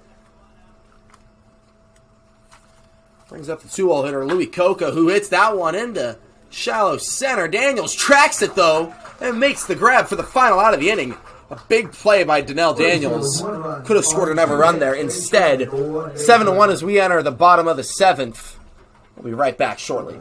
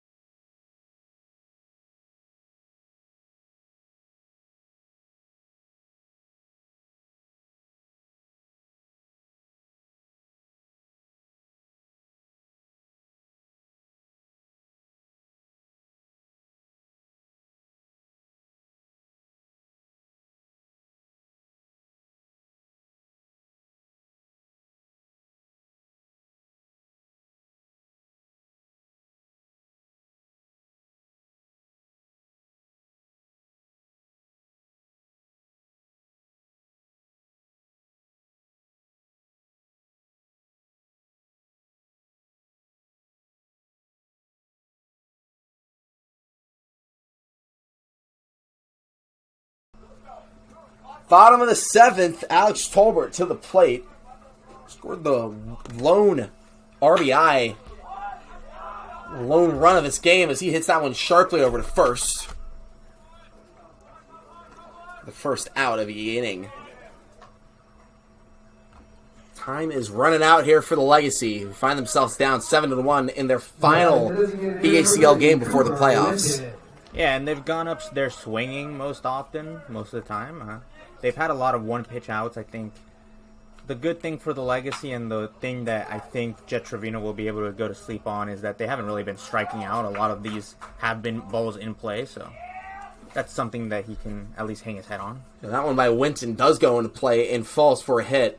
Single with 1 out. Now batting third baseman number 1, Stuart Cash. Say, is this game a little Third baseman number 2, Ryan Fall. cause for concern as we head into the BACL playoffs? You know, I wouldn't really be concerned. I mean, the Legacy have really put up some not excellent at-bats, but it might just be one of those days. I mean, it's not like it's been a long string of games where they've struggled. They've also haven't necessarily been swinging and missing a lot, so a lot of it just has been partly unlucky and part just might not be their day at the plate. Brings up Ryan Farr for the first time all day, subbed into the game for Stuart Cash. Farr, I don't think that one's going to count as a time call, but it's definitely taking his time to get into the batter's box. 0-1. In the zone, 0-2 now to Farr. This is college ball over at Cal Lutheran, excuse me, where he's entering his senior year.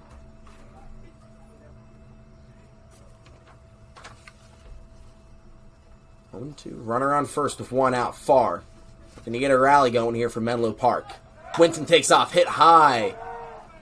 Will fall and caught by the right fielder. Almost got Winton out at first as well, but just made it back in time. Brings up John Ringer. I was going to say Cooper Winton kind of nonchalantly jogging back to first. Heads up play by the center fielder trying to get him at first, but Winton is able to get back there. 2 outs, runner on first for John Ringer, the 9-hole hitter.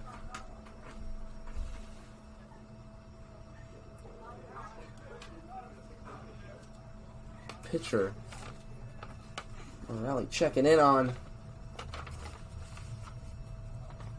Winton at first. That one finds his own 0-1.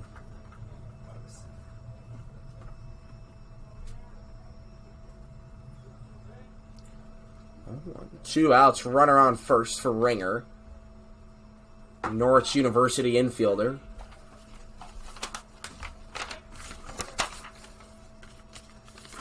Norwich University, of course. One of the oldest military schools in the country. It's where the ROTC program was invented. Fun fact for you. As for Ringer, in his first season there, hit .227. We've seen some speed on him as well. Guy that you can always count on to steal a bag. 0-2 to Ringer. For runner on first being Winton. Winton takes off. He will be safe. Throw doesn't even come in. Puts him in scoring position with 2 outs. On deck, Kieran Baker, who's coming into the game for Roman Trinidad. As Winton takes off again. Catcher just kind of fell asleep there. Concepcion thought it was a strike 3.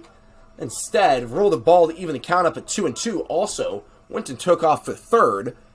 He's now 90 feet away from scoring. Getting a run on the board for Menlo Park would be their first since the 4th inning.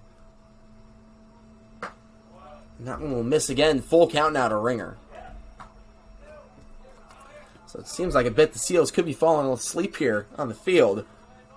Yeah, I think the catcher was just trying to stake that for his pitcher right there, but Cooper Winton alertly taking third base on that last play. That one fouled off. We'll do the full count pitch again.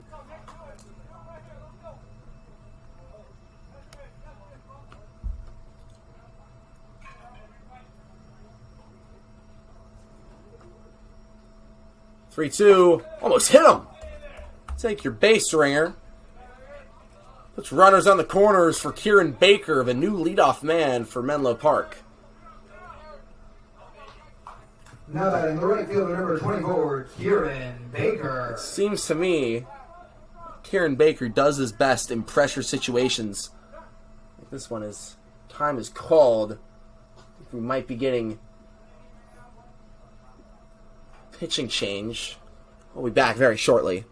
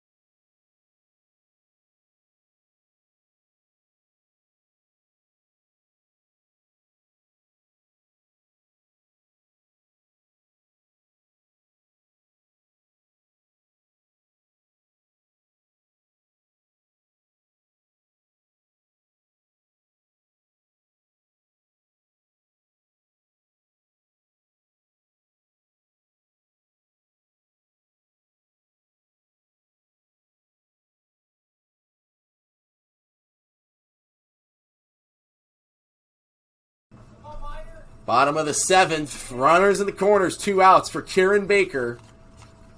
After the mound visit. For the Seals. That one misses for a ball. 1-0. As we were saying before, the mound visit. Baker's a guy that you can count on in a tough situation like this one. Where you need to get a run. Get something going late in the game. 1-0 hit towards the second baseman. And that will be the 7th inning. 2 on. No one scores. 7-1 as we enter the top of the 8th.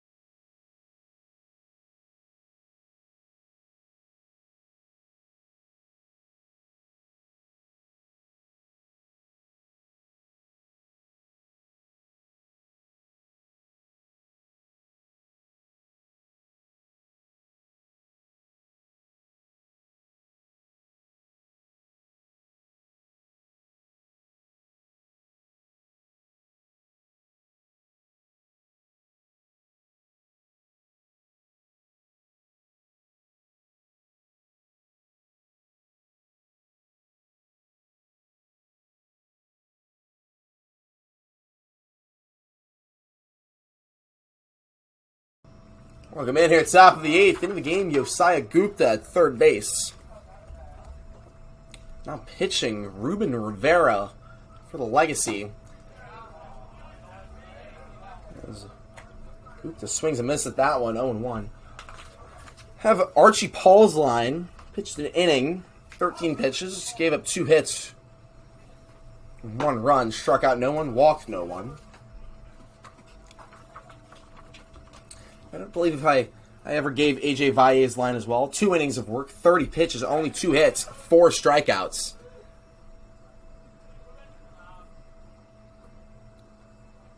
One, two. Gupta misses his own 2-1.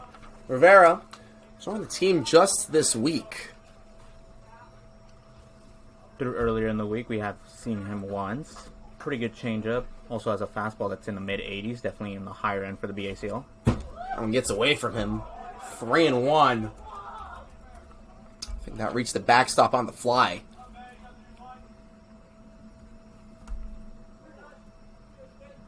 So it'll be 3-1. Nobody out here. Pitch comes. Misses. Leadoff man is walk. Gupta heads over to first. Now batting the designated hitter, number 22, Blake King. Brings up Blake King.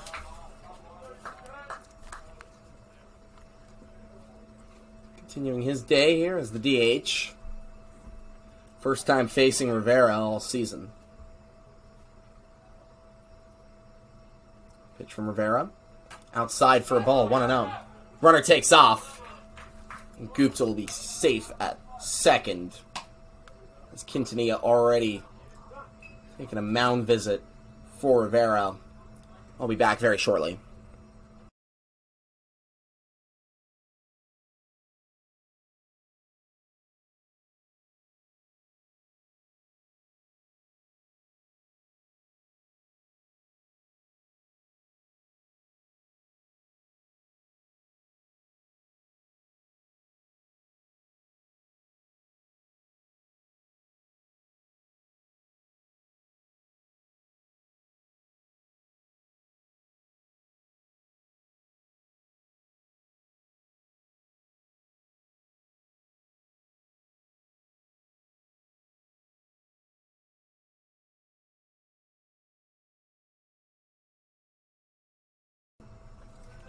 Top of the 8th, 1-0 to the DH Blake King.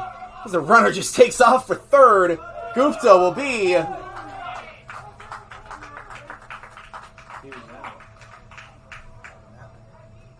called him safe at third. I don't know how he managed that one, Victor. Yeah, it just looked like the throw beat him there, and the tag beat him there too. It looked like he probably should have been out. Jet Trevino asking for some clarification. Trevino, definitely a vocal guy when it comes to a call he disagrees with. As the field umpire chats things over.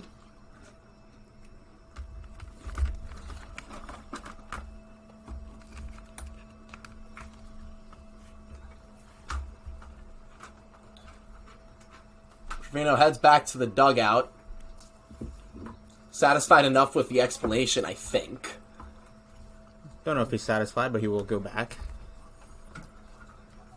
We 1-0 with a runner on third. Rivera under a ton of pressure early. That one will miss 2-0.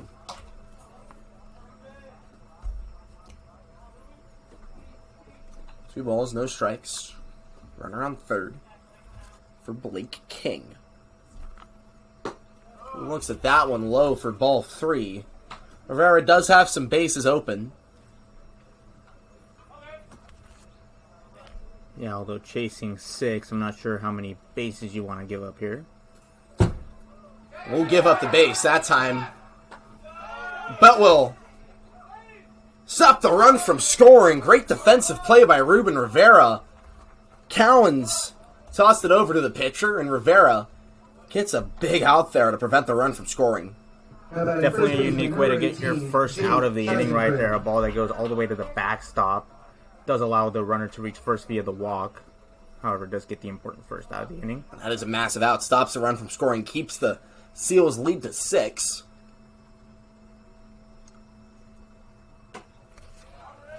To bring up Jake Chyson-Cram. 1-0 to the first baseman.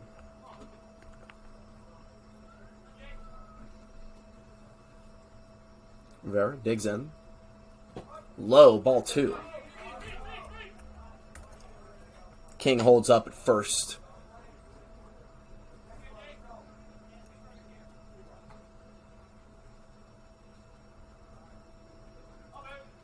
Only 2-0. Chyson-Cram, as that one gets behind him again to the backstop. Rivera having a hard time today locating his pitches. His time is called by Cowens, looking to talk things over with his pitcher. Puts King on second. 1 out.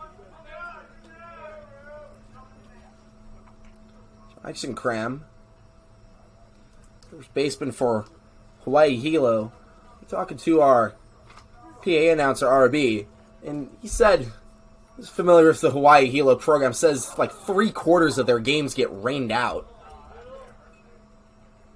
As that one hits Chyson-Cram.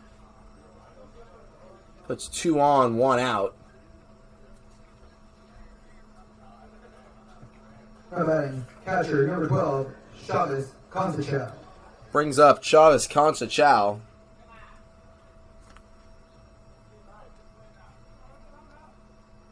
With 2 on, 1 out.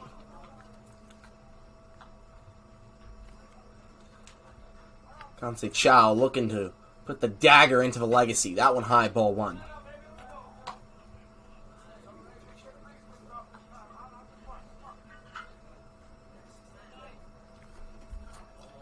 Both runners take off. Throw to second. And both will be safe. Some aggressive base running here from San Francisco. Paying off. 2-0, 2 in scoring position for the Seals.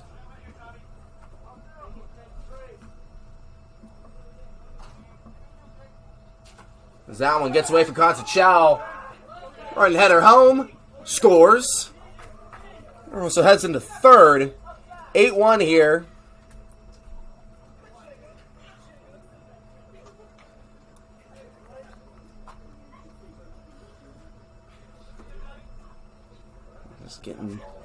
Worse and worse for the Menlo Park Legacy.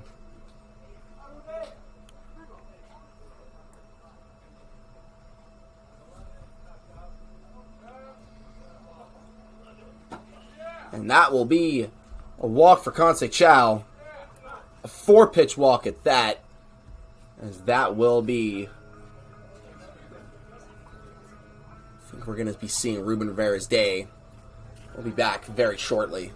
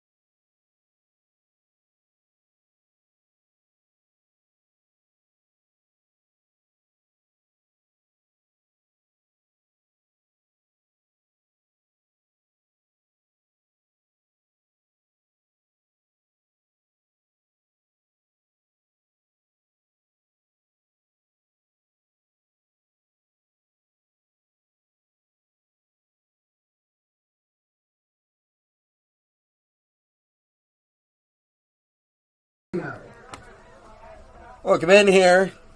Top of the 8th, new pitcher in the game, Brandon Gatson. Ruben Rivera's line, 1/3 of an inning. 17 pitches, 1 run given up. He's got 2 more he's responsible for on bases. That one is tanked. High, deep, left field, gone. That's ball game. The Seals mercy rule the Legacy 11-1.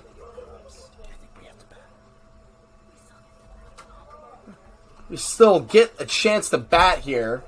Of course, top of the 8th, but a tough one to give up if you're Menlo Park.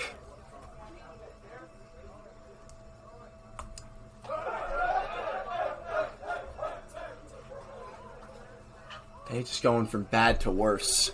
348 feet is the distance on that blast right there off the bat of Scanavino. 99 miles an hour. 99 miles an hour off the bat. Second time we've seen a ball hit out that far this summer. It's not every day you see BACL not really... I think we see a lot of home runs, especially at this ballpark. I think that might be our first home run in the BACL that we can confirm went over the fence without a bounce in the field. I believe you're right, yeah. Of course, Donnell Daniels had the home run that may or may not have cleared the wall, that the umpire said did clear the wall, although still contested. Let's be honest, I don't know if it cleared that wall, as that one is hit high into center field. Going to drop in front of Daniels for a base hit. Seals, even after, getting a 10-run lead over Menlo Park, just showing no signs of slowing down. Yeah, and if they're the away team, they still need to add on. I mean, they wouldn't get the mercy rule if Menlo Park scores 1 run in the bottom half of the inning. So they should still be looking to add on more runs to confirm their win here after 8 innings. Pitch from Gatson. Gets away from him, 1-0.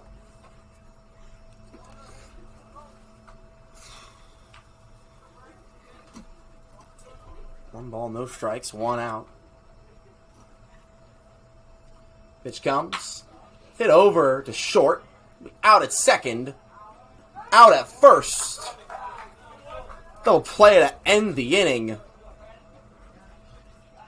But if basically we're treating this like the bottom of the 9th. If they don't score a run, the game is over. We'll be back very shortly.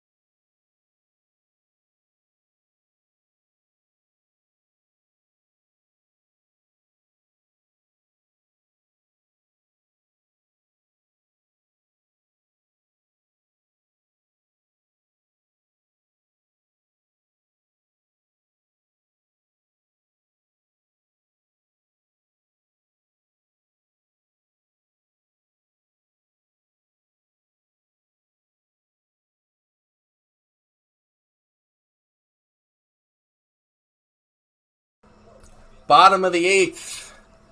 10-run Moving on to the game. bottom of the 8th.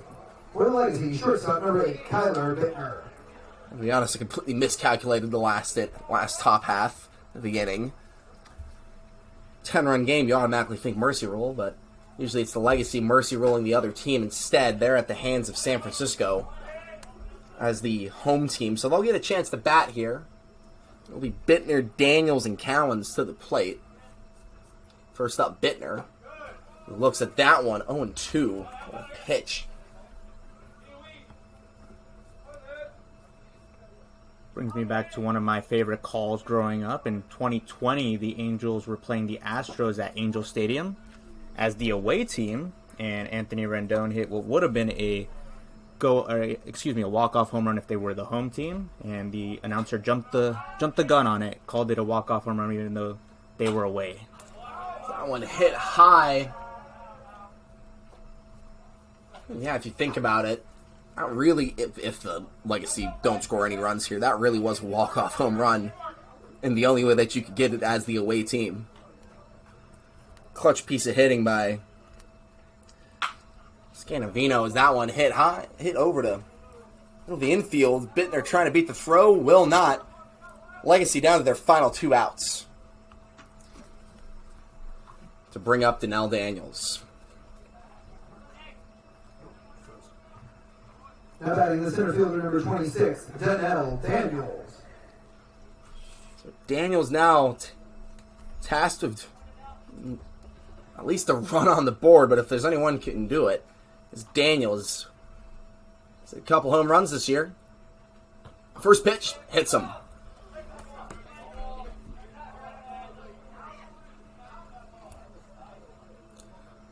Puts a runner on with 1 out, brings up Blake Cowens to the plate. Now batting the catcher number 4, Blake Cowens. So hang on. A lot of work to do, but getting a runner on is just the first part. Yeah, and if you're the Legacy, you just want to avoid the mercy rule at this point. I mean, it's a pride thing for a team that's been playing good baseball all season. You want to go down in 9 innings and not 8. Last time the Legacy gave up 11 runs in the contest was their last loss to Berkovich, as that one was hit hard but foul. 1-1 now. Yeah, and it really does seem like every time the Legacy do unfortunately lose, it comes because of the pitching staff. And so far, they've done a more or less good job of allowing the offense to do their thing, but today it really does seem like all systems were not a go. Offense kind of struggling, defense struggling a little bit with a couple of an error at third and a couple other plays that probably could have been made throughout the game. Hit over to short. Daniels out at second. Cowan's out at first. Double play to end the game. The Seals win it 11-1 in 8 innings. A tough game for the Legacy, but what you have to do here is just put this one behind you. Play some weekend games up in, north of the Bay, Healdsburg and Solano, before you head into BACL playoffs and look to win a championship. Yeah, tough loss for the Legacy today, but really when it's all said and done, this loss means nothing in the standings. I mean, the Legacy are still comfortably going to come away with the BACL first place, so no harm, no foul. They will look to recoup on the road and get ready for playoffs. The next time we'll see the Legacy here at CSM will be in 12 days' time when they take on the South Bay Storm in a 2-game set. Then after that, one more home game, and their time is done here at CSM. As for the Menlo Park Legends and us, we'll be back here next week on Wednesday when the Legends take on the California Tigers. First pitch scheduled for 5 p.m. Make sure you're there. For Victor Martinez and everyone else here at Legacy Baseball, I'm Nate Martin. Thank you so much.